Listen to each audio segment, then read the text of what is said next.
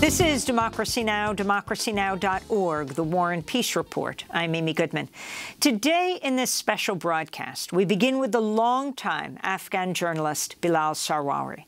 We spoke to Bilal first on August 18th, 3 days after the Taliban seized control of Afghanistan, after the U.S.-backed Afghan President Ashraf Ghani fled the country.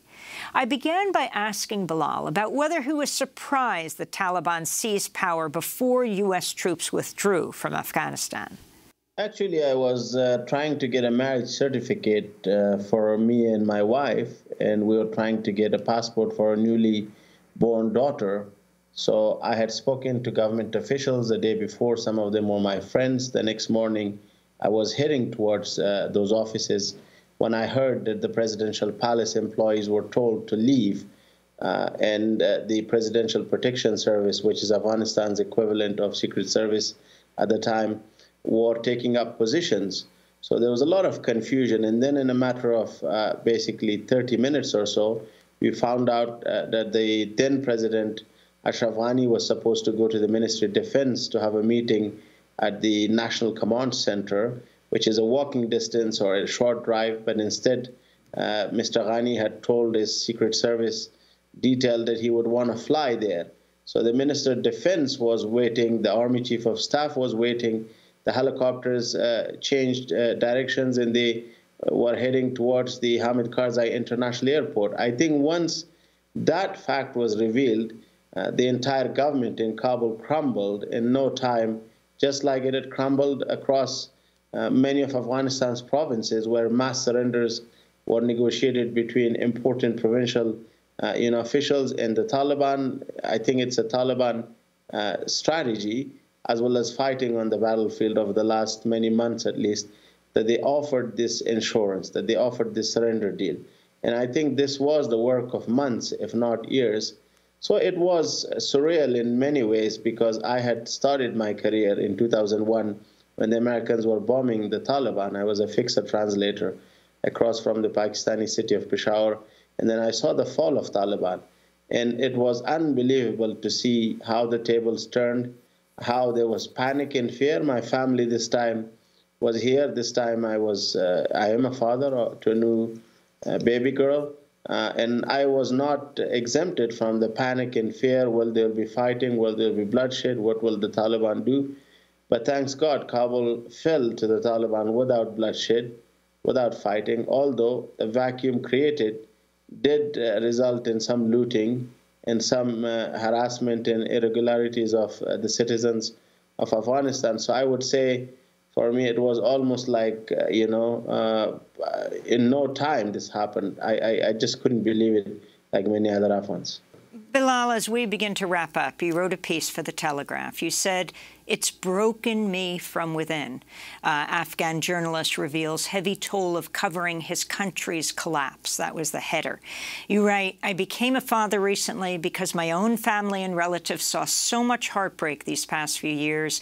I prayed that if God gave me a baby girl, I would name her Sola, which means peace. I did that thinking that at least my daughter might grow up in a normal country."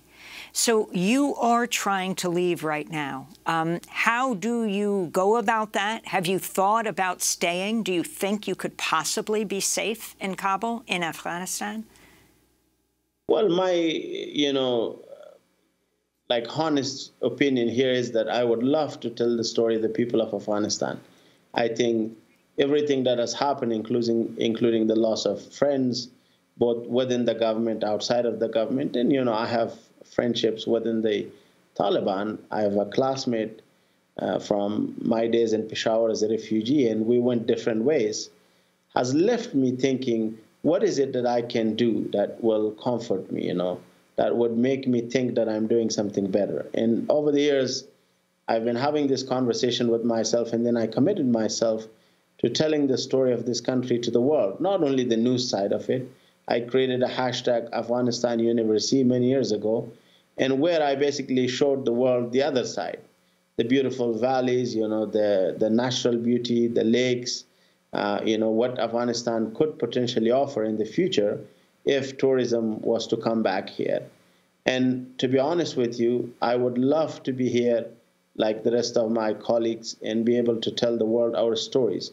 Because 20 years ago, this country did not have this generation of reporters. And we owe this in large parts to our international colleagues, where we started working as fixers and translators 20 years ago. And they helped us get where we are. So I think it's very important for the world as well to have a credible and vibrant Afghan media where different voices can be heard, because we live in a world where we are interconnected. You know, there's no more any country in the rest of the world that will not matter for anyone else. You know, humanity is something that gives me hope. You know, people care these days about any country and anyone, especially like when you look at the activists on social media and such platforms. So I hope that I'm able, you know, and I hope that my daughter is able to basically one day go to school here. But there are things that are beyond my control. There are things that, you know, people like myself and my colleagues and other Afghans simply are powerless. We can't do that. I hope that this generation of leaders, both the Taliban and the former officials and politicians, can leave a legacy where we walk away from our painful historical political past, where governments came with coups and tanks and with bullets. And for this, I think the people of Afghanistan over the last 20 years have paid like a massive price, you know, a lot of sacrifices. I will not go into the mistakes, into the failures, into the issue of corruption. I think I would let history judge that.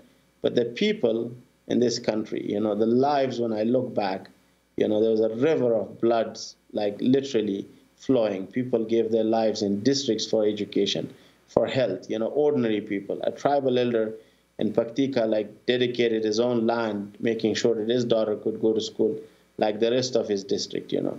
I think those are the type of things that I hope one day will give us peace, you know, that has remained extremely elusive in our lives and the lives of generations in this country. Afghan journalist Bilal Sarwary speaking on August 18th, just 3 days after the Taliban seized control of Afghanistan.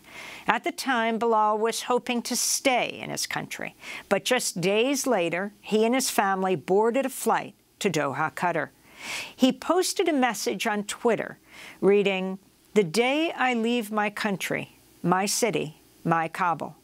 A massacre of my dreams and aspirations, a tragic day in my life," he wrote. On August 25th, a week after our first conversation, Bilal joined us again, this time from Doha. I asked him to talk about his decision to leave Afghanistan. Extremely painful decision. All of a sudden, I had to leave my office, which was next door to my home, without being able to tell my sisters or family members where we were going. Took my parents, my wife, my baby daughter with me.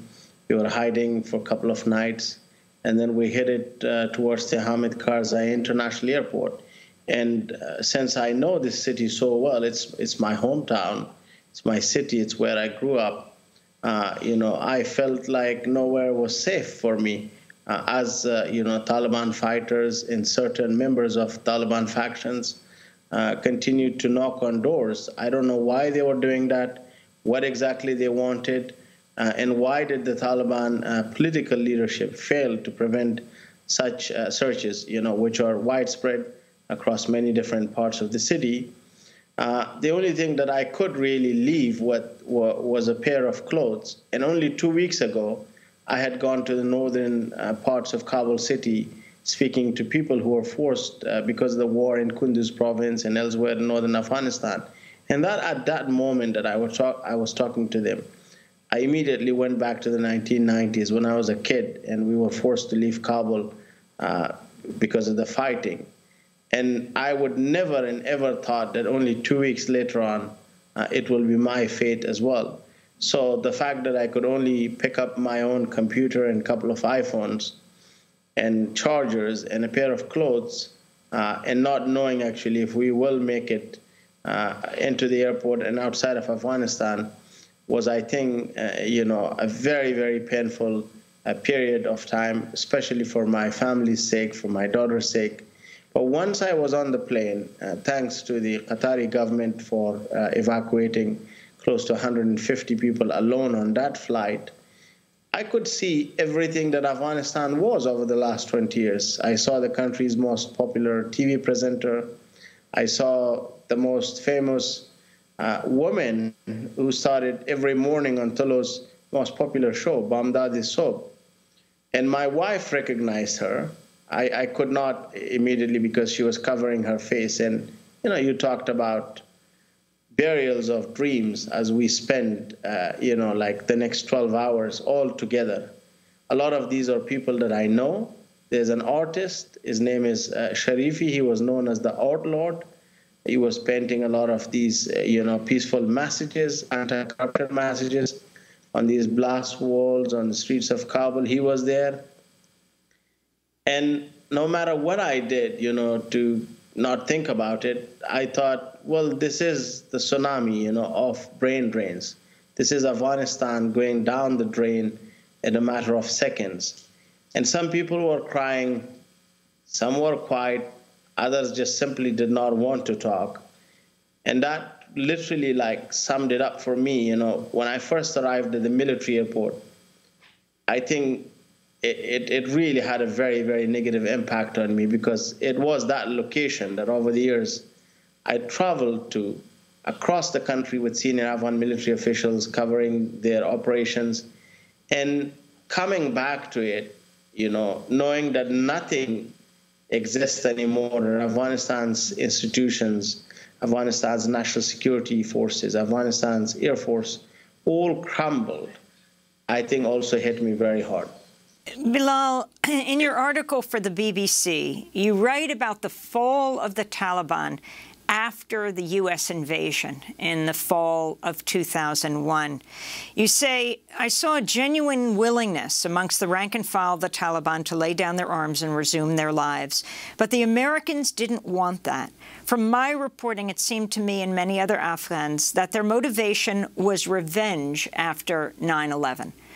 We're coming up on the 20th anniversary of the 9/11 attacks. Can you talk about the peace moments lost when you actually had the Secretary of Defense under Bush, Rumsfeld, saying no to the Taliban, saying they would surrender if Mullah Muhammad Omar could remain living in dignity in Kandahar, and even the Taliban saying they would turn over before this Osama bin Laden? I think in hindsight, when the Taliban government was toppled by the Americans at that time, their fighters and most of their mid-level commanders did go back, to rural Afghanistan. They wanted to start their normal lives. There were raids, they were jailed, they were, killed, mostly, at the hands of warlords who were allies back then with the Americans, and there was a lot of family politics, tribal and clan rivalries. People wanted to settle old score, or people simply wanted to lie to the Americans so that they can get something back in return. And those mistakes would cost Afghanistan immensely. But it's also true that the Americans shut down that door on negotiations very earlier on, refusing President Karzai's request that such negotiations and back-channel talks must continue. We know that there were a lot of letters and communications at the highest echelons of the Taliban leadership with the former Afghan President Hamid Karzai and other elements of the government at that time. Obviously, the other mistake was also the fact that the leadership went back to Pakistan, where they got help from the Pakistani intelligence services and the Pakistani army, institutional support, something that has been well documented. And on the ground, the Afghan government literally failed to curb corruption, injustice, provide basic services. The Afghan government was seen as a milking cow, among these various powerful figures where government positions were handed over as trophies. So I think when you think about that and the U.S. decision at the time to invade Iraq, the hijacking of resources, I think all of those mistakes, all of those policies at the time contributed towards the bigger problem. And I would also say that the Taliban over the years had this feeling, this very prevalent feeling among their leaders and commanders, that they can win militarily. When they found out that the Americans were withdrawing the announcement in the absence of a peace process or a comprehensive ceasefire, it was just a matter of time before the Taliban would take over, but no one thought this quick. And I also think that a 9/11 style commission report must be launched to find out what led to the crumbling of state institutions in Afghanistan, to the billions of dollars worth of sensitive military equipment that the Taliban now control. Because after all, this is taxpayers' money from many of these countries invested. And I would also cite a personal example. Where I lived in a very central part of Kabul, my next-door neighbor appeared as a neighbor. We had a good relationship with them. We were on friendly terms. After the fall of Kabul, it was very clear to us that that was the Taliban's intelligence operations. In a street that was home to special forces commanders, former interior minister, the head of the defense committee at the Afghan parliament, and a number of intelligence chiefs across many provinces.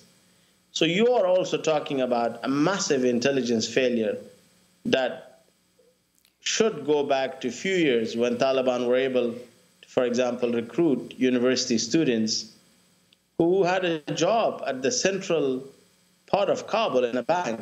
I knew a guard and I knew a bank employee over the years. I would go and talk to them. And the fact that the Taliban were able to recruit, right into the heart of the Afghan capital, right under the eyes of the Afghan intelligence service, I think also shows you that this is a massive process of failures, the responsibility of which, is with the Afghan government, with the Afghan institutions and leadership. And how could have they failed, the people of Afghanistan on so many levels?